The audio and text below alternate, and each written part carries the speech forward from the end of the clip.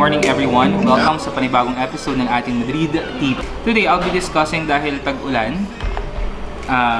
Gusto ko lang kayong bigyan ng few tips kung ano nga ba yung mga dapat ninyong gawin at dapat ninyong tandaan sa panahon ng tag-ulan.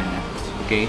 So, number one is kailangan natin i-monitor ang mga anunsyo regarding sa ating panahon. Pwede kayong manood ng TV, makinig sa radyo, dahil usually sa mga ganitong panahon uso ang suspension ng classes. And yung mga daan dito sa Metro Manila, especially sa Metro Manila, ay karamihan nababaha. Konting ulan lang, baha. So kailangan din nating bantayan yung mga ganyang balita.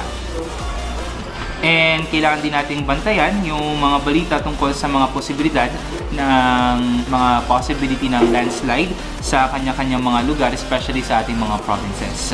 Number 2 tip, okay, dahil masyado ng techy ang ating mundo ngayon, siguraduhin na naka-charge ang inyong mga cellphone dahil ang cellphone is one of the main source of communication na natin ngayon, and kailangan mong siguraduhin na naka-charge ito at magkaroon ng mga extra batteries na full charge din.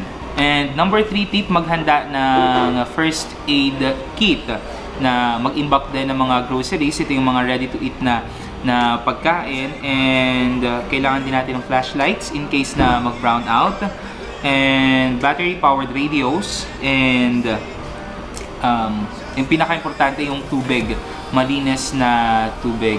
Number 4 tip, huwag kang lalabas ng bahay kung hindi naman kinakailangan. Kung kaya na ipagpaliban ang inyong mga lakad, ipagpaliban na lamang ito.